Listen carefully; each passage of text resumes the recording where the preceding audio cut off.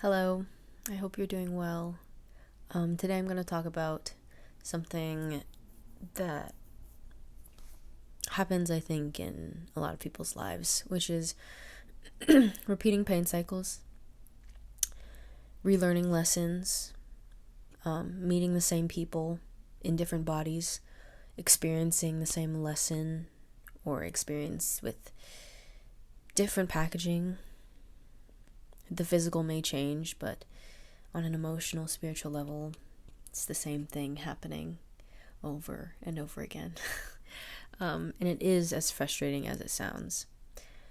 But there comes a point when you realize that, it's very clear that what is happening is divine and it's not some sort of sick joke being played on you, but it's the universe telling you that you have to grow past this. What you don't heal and what you don't learn from will always repeat itself. You cannot get over things by distraction or avoidance. It's just, it always comes back to you, in one way or in another. And I don't even mean that in the sense of karma, but in the sense of when there's something that you really need to learn, there are moments in your life when it will be illuminated to the nth degree until you realize that it's a problem and that you need to fix it and that you need to solve it and you need to change finally.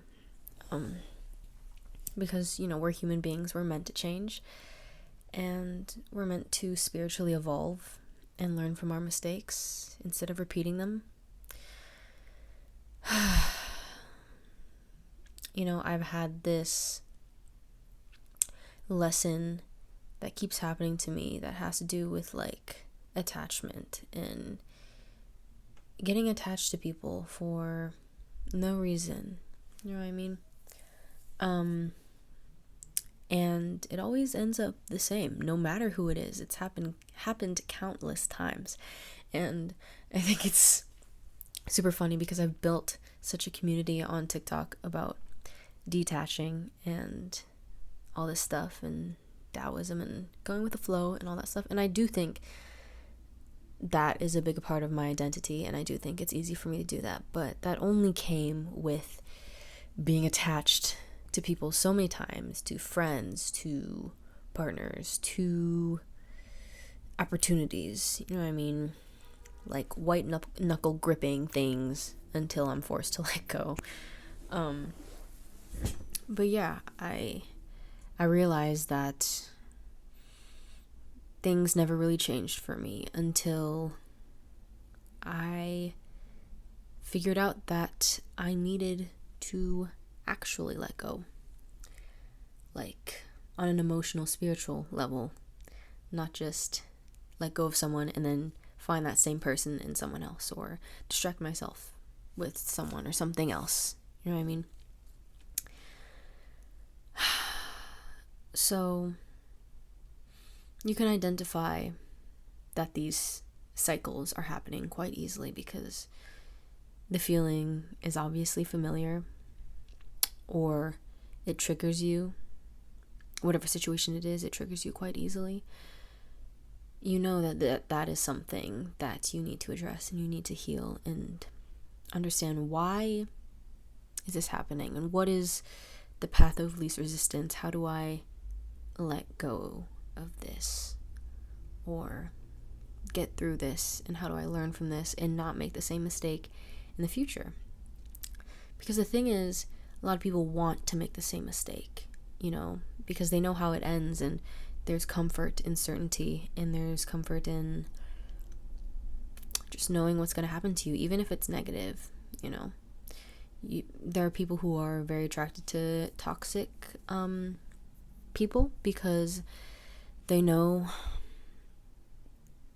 the feeling of toxicity and being in fight or flight constantly is comforting to them because they don't know anything else. And to find someone who is actually caring and loving and secure means that they would have to learn something else, and their entire nervous system will have to get used to a different situation, and that's just not convenient for a lot of people. It's not convenient, period, but you know, it's convenient in the long run, if you know what I mean.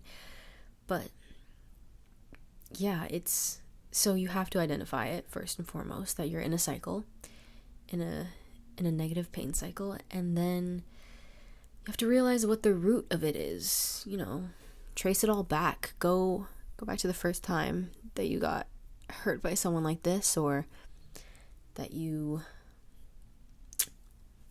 I don't know, what happened in your childhood.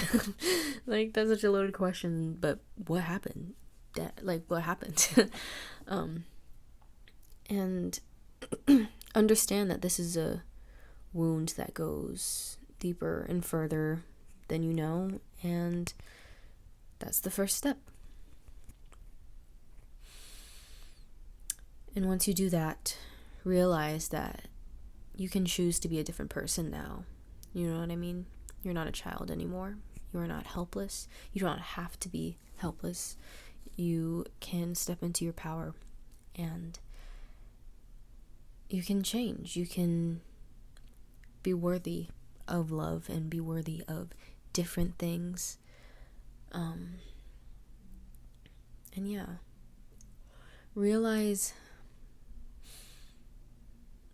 just really pick it apart and look at it logically. Understand, why are you feeling this way, and is it irrational? With things like this, it usually is irrational.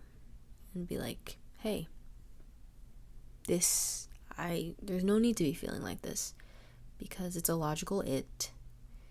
It's based in the past. It's based in past experiences that you're projecting onto other people that are in the present moment.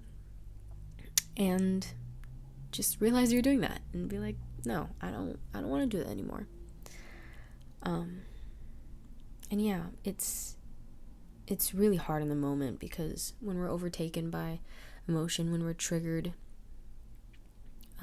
we just want to do what's comfortable, take the easy way out and give into it. But what's hard is that it takes courage to heal. It takes courage to know what you deserve, and yeah, and understand that, like, you're not being punished for this. The universe is not punishing you by giving you the same experience over and over again. It's giving you an opportunity to grow through it, because the thing is, I don't believe we can actually really heal through anything if we aren't in that situation and are given an opportunity to rise above it. You know what I mean? If something bad happens and it never happens again, you're still not free of it. You have to conquer it.